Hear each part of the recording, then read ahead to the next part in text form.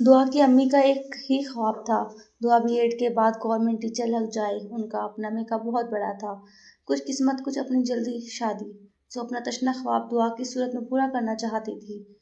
دعا چکنا گھڑا، پڑھائی کے علاوہ ہر بات میں دل لگتا، بالخصوص میک اپ میں بننے سنورنے کا شوق پیدائشی ہی تھا۔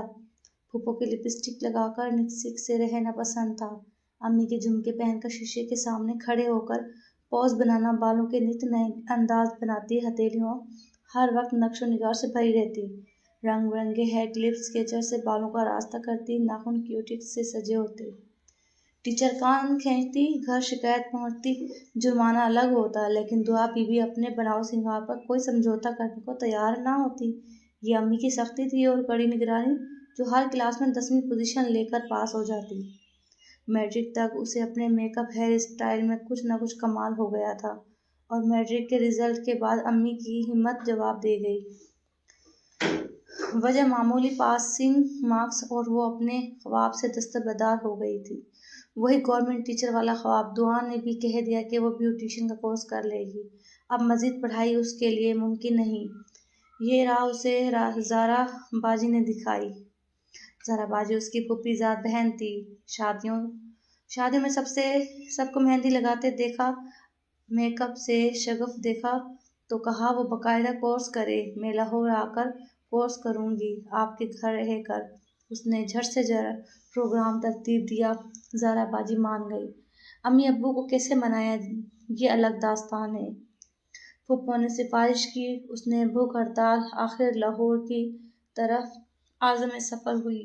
چھوٹے شہر سے بڑے شہر کی طرف گامزن پھوپھو نے اس کی حوصلہ افزائی کی، کچھ اپنی ذہانت اور لگن تھی، اور کچھ اچھا سکھانے والے پھوپھو مالی امانت بھی کرتی، سو مشہور پارلر سے اس نے 6 ماہ میں کورس مکمل کر ہی لیا۔ پھوپھو کا گھر بھانت بھانت کے لوگوں سے بھرا رہتا، پیسے کی ریل پیل اور صلہ رحمی تھی تو امیر غریب سب مستفید ہوتے۔ کچھ دور پار کے رشتے دار بھی مقیم تھے، اندر باہر کے کام ہٹا دیتے۔ سامنا کمزور مسکین سا سلمان بھی دور پار کا عزیز تھا، اس کے ذمہ دعا کو پارلر لے جانے کا کام تھا۔ یہی تیز ترار دعا اس پر اکثر رعب جماتی۔ دعا نے پوری لگن سے کورس مکمل کیا۔ جس دن اس کو سرٹیفکیٹ ملا، پھوپھو نے شام کو چائے پر اہتمام کیا۔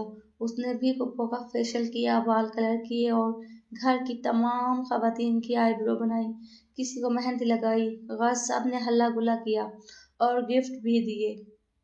دعا اپنے شہر واپس آئی تو ٹور ہی بدلی ہوئی تھی، بات انداز نیا ہیئر اسٹائل، امی خفا، دادی بیزار، بہنیں خوش کہ اب گھر پر پارلر کا مزہ ہوگا۔ دعا ان پیسوں سے تم کالج میں داخلہ لے لیتی، میٹرک پاس کو کون پوچھتا ہے۔ بھلا امی افسردہ تھی اور دعا کو قطعی پرواہ نہ تھی۔ اس نے بیٹھک خالی کر کے سامنے کی دیوار پر شیشہ لگا دیا، کترینہ کرینہ کے پوسٹرز لگائے، کینچی، دھاگے، ٹویزرز، میک اپ کا سامان سجایا۔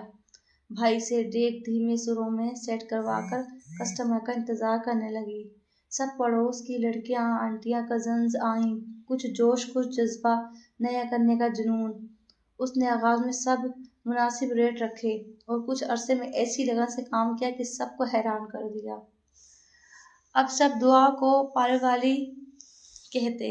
اس کی انسٹرکٹر نے کہا تھا، میں پیسے سے زیادہ اعتماد جیتو، اچھے اخلاق سے کام کر، اچھے کام سے اور بھروسے سے۔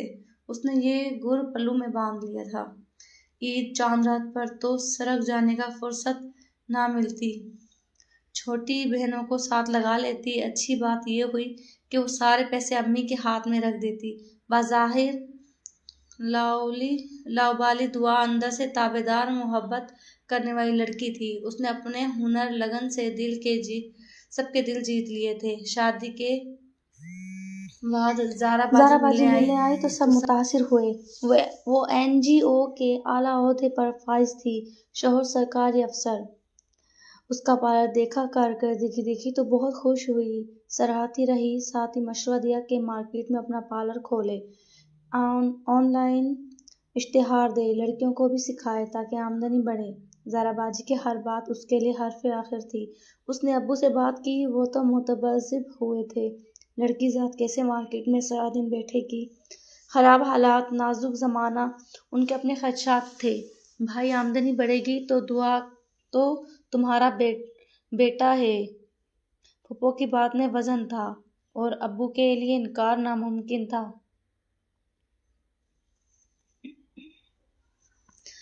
آخر شہر کی معروف مارکیٹ میں اسے پارلر کے لیے جگہ مل ہی گئی۔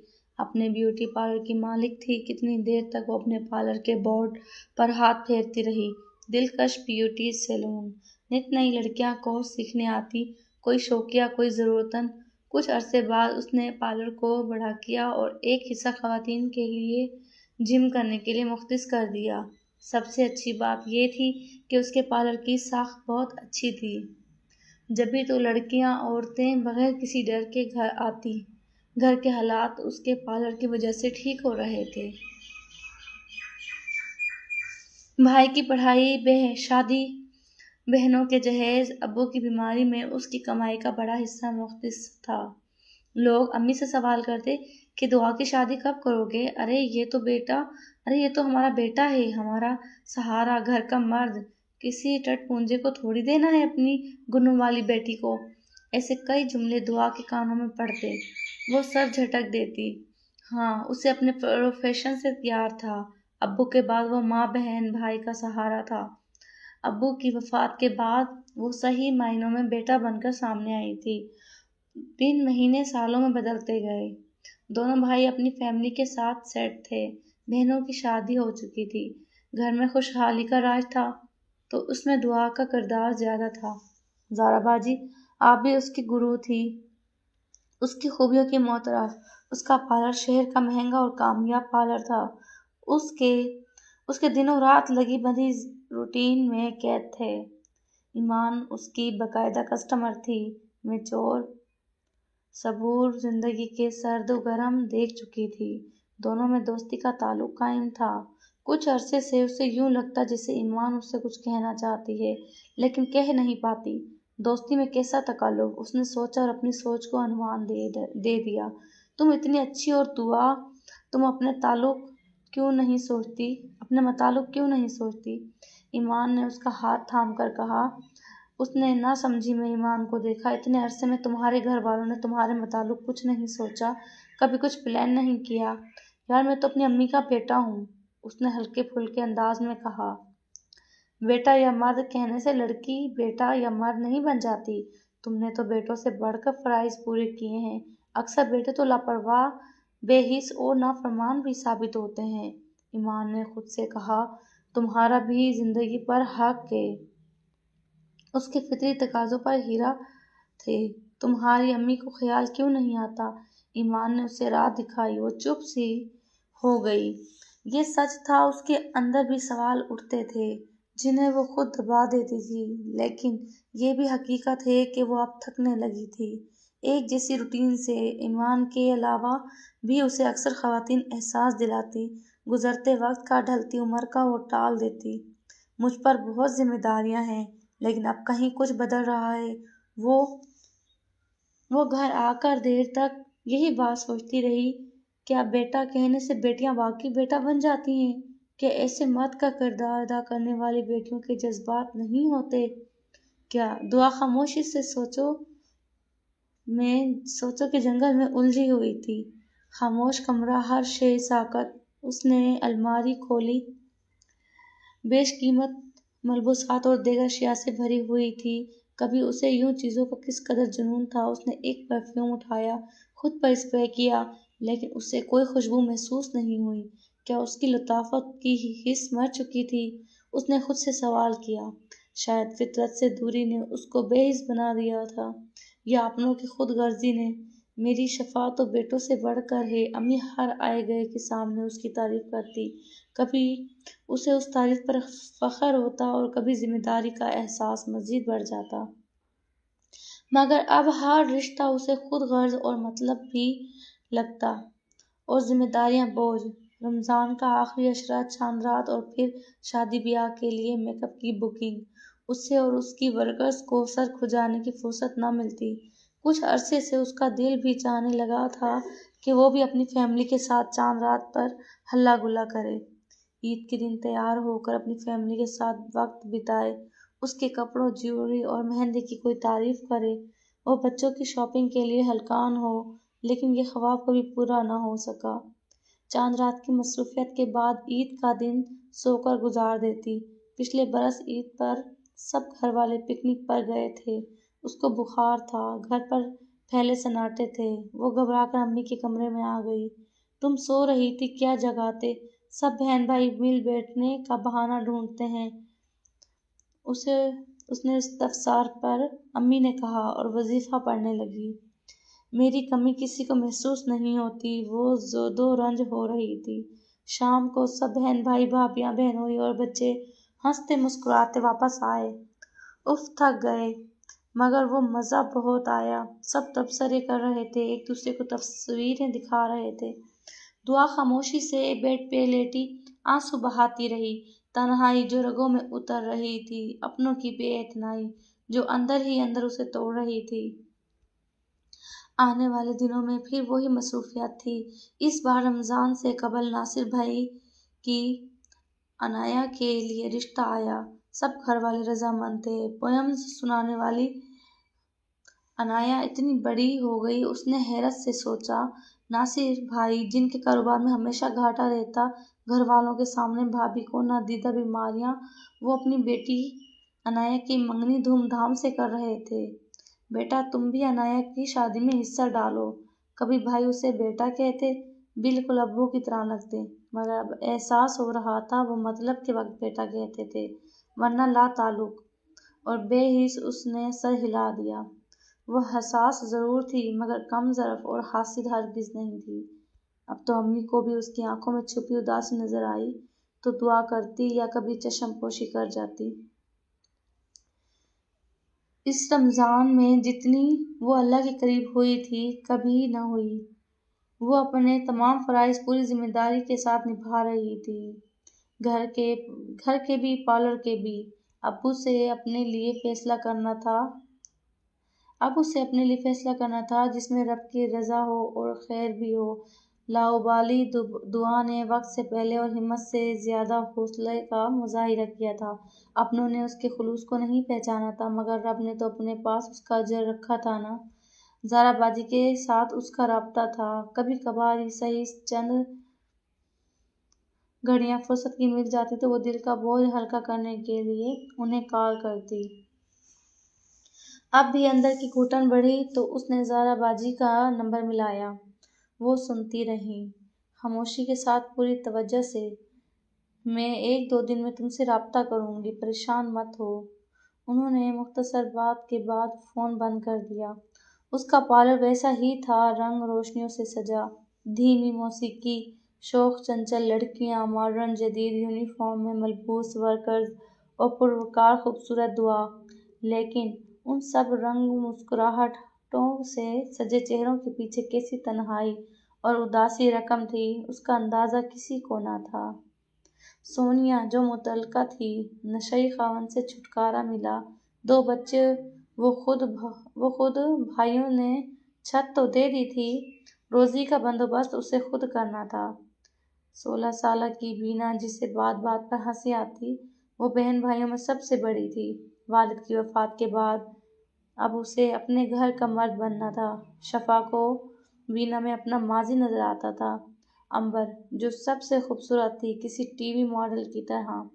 اس کا شوہر نکما تھا، شادی سے پہلے شوق کا کیا گیا کورس اب کام آ رہا تھا۔ یہاں ہر ایک کی اپنی داستان تھی، اپنے غم، لیکن اپنا بھرم سب کو عزیز تھا۔ دعا ہنستے مسکراتے کسٹمرز ڈیل کرتی، بکنگ کرواتی، وہ کتنی کامیاب لگ رہی تھی نا۔ اس نے اپنے اندر کی تنہائی کو اپنے اندر ہی رکھا تھا۔ کچھ دن بعد زہرا باجی کا فون آیا، وہ اس سے معذرت کر رہی تھی تاخیر سے فون کرنے کی۔ تمہیں سلمان یاد ہے؟ میرے رشتے کا دیور بھی ہے۔ اسے وہ کمزور سا لڑکا یاد آ گیا جو گھر بھر کے کام کرتا سا، مسکین سا، تیز ترار۔ دعا اسے کس قدر تنگ کرتی تھی، وہ کبھی ناراض نہ ہوتا، دعا کو دیکھ کر مسکراتا، اسے مزید غصہ آتا۔ دعا کے لبوں پر مسکراہٹ رنگ گئی، اس نے تم سے شادی کی درخواست ظاہر کی ہے، مجھ سے کہا ہے اپنے موبائل کی شاپ ہے، ہمدرد ساتھ دینے والا لڑکا ہے، وہ خلوص سے تمہاری طرف بڑھا ہے۔ آج وقت تمہارے ہاتھ میں ہے۔ زہرا باجی اس سے حقائق بتا رہی تھی۔ وہ چپ تھی۔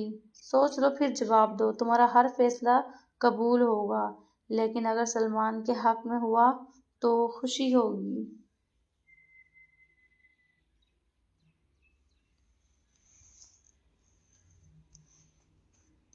انہوں نے کہا اور فون بند کر دیا۔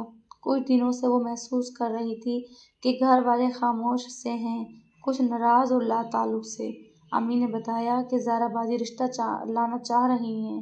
بھائی بھابھیاں کہہ رہی ہیں کہ لڑکے کی آمدنی کم ہے۔ بہنوں کو اسٹیٹس کا فرق لگ رہا تھا۔ بہنوئی بھی کچھ پھیکے سے تھے۔ صرف امی نے کہا، اللہ تمہارے نصیب اچھے کرے بچی، تو نے ہمارا ہر گھڑی ساتھ دیا ہے۔ دعا کے ہاتھ میں فیصلے کی گھڑی آ گئی تھی۔ اس نے زہرا باجی کو فون کر کے اپنی مثبت رائے دے دی۔ ہم چاند رات کو آئیں گے، پورے بندوبست کے ساتھ۔ لو سلمان سے بات کر لو۔ زہرا باجی کا لہجہ خوشی سے بھرپور تھا۔ وہ پورے اعتماد تھی۔ حاضر جواب، لیکن اس وقت اس پر اضطراری جھجک کا غلبہ تھا۔ دعا میں آپ کا ذکر زہرا باجی سے اکثر سنتا ہوں، دل میں تو بہت پہلے سے تھی۔ شکر ہے کہ رب نے نصیب بھی ملا دیا۔ میں دعوے نہیں کروں گا، لیکن آپ کو مجھ سے محبت اور عزت ملے گی۔ ایک ایسی لڑکی جس نے اپنے قیمتی سال اپنی فیملی کو خلوص سے دیے، وہ میری شریک سفر بنے گی، یہ میری خوش قسمتی ہے۔ دعا کی آنکھوں سے آنسو بہہ رہے تھے۔ اس نے کبھی کسی سے صلہ نہ مانگا تھا، کسی نے اس کی خدمات کا اعتراف بھی نہ کیا تھا۔ اب یہ سن کر وہ موم کی طرح پگھل رہی تھی۔ ہیلو، اس کی خاموشی سے وہ سمجھا لائن کٹ گئی ہے۔ سلمان، میں آپ کے جذبات کی قدر کرتی ہوں۔ آنسو بھری آواز میں جو محبت تھی وہ صرف سلمان ہی محسوس کر سکتا تھا۔ بہت عرصے بعد دعا کا دل خوشی محسوس کر رہا تھا۔ بات بات پر مسکراہٹ کھل اٹھتی۔ آخری روزے میں تو بہت کمزوری ہو جاتی ہے میڈم، کتنی فریش لگ رہی ہیں نا، بنا نے تبصرہ کیا تھا۔ بینا نے، میڈم کی زندگی میں کسی کی آمد ہو چکی ہے۔ امبر نے کسٹمر کو ماسک لگاتے ہوئے آہستہ سے سونیا کو مخاطب کیا۔ تم کو کیسے پتا؟ سونیا اپنے ہاتھ پر مہندی لگاتے ہوئے سر بنا اٹھائے بولی۔ ان کی آنکھوں میں جو چمک ہے نا، وہ پہلے کبھی نہ تھی۔ امبر نے پیار بھری نظروں سے دعا کو دیکھا، جو بہت خاموشی سے بغیر کسی کے علم میں لائے اس کی مدد کرتی تھی۔ وہ اپنے ہر ورکر سے مخلص تھی۔ آج دعا خاموش تھی، مگر اس خاموشی میں بھی خوشی کا احساس تھا۔ چاند رات کو میں نہیں آؤں گی، امبر تم باقی لڑکیوں کے ساتھ مینج کر لینا۔ آج تو 29واں روزہ ہے، معلوم نہیں چاند نظر آئے گا یا نہیں۔ بینا کسٹمر کو برش لگاتے ہوئے بولی اٹھی، چاند رات آج ہی ہوگی، میرا دل کہہ رہا ہے۔ دعا جلدی چیزیں سمیٹ رہی تھی۔ آج زہرا باجی نے اپنی فیملی کے ساتھ آنا تھا۔ دعا سارے انتظامات خود دیکھ رہی تھی۔ بھابھیاں لا تعلق اور بہنیں مصروف تھیں، لیکن دعا کو آج کچھ بھی برا نہیں لگ رہا تھا۔ شاید یہ کسی کی سچی محبت کا اعزاز تھا، جو دل ہلکا پھلکا ہو گیا تھا۔ اس نے بہت عرصے بعد گھر پر افطاری کی تھی، ورنہ وہ تمام ورکرز پارلر ہی میں افطار کرتی۔ سب گھر والے بجھے سے تھے، مگر وہ نہیں تھی۔ اس نے اپنے لیے جینا سیکھ لیا تھا۔ روزہ افطار کرتے وقت اس نے بند آنکھوں کے ساتھ بس اپنے لیے ایک دعا مانگی تھی، اپنے اور سلمان کے سچے ساتھ کی مبارک ہو، چاند نظر آ گیا ہے۔ کسی نے کہا، سب ایک دوسرے کو مبارکباد دے رہے تھے۔ زہرا باجی اور ان کی فیملی بھی آ گئی تھی اس کا ہاتھ مانگنے۔ ہم نے کہا تھا نا چاند رات پر ہی تمہارے گھر آئیں گے، زہرا باجی نے اسے پیار سے گلے لگاتے ہوئے کہا۔ سب کچھ آپ کے سامنے ہے، انکار کی گنجائش نہیں۔ محبت اور عاجزی سے ہر زہر باجی درخواست کرتے ہوئے اس کا مان بڑھا گئی۔ آپ کی اجازت ہے؟ انگوٹھی پہنانے سے قبل انہوں نے امی سے اجازت طلب کی۔ دعا نے نگاہیں اٹھائیں تو سلمان اسے ہی دیکھ رہا تھا۔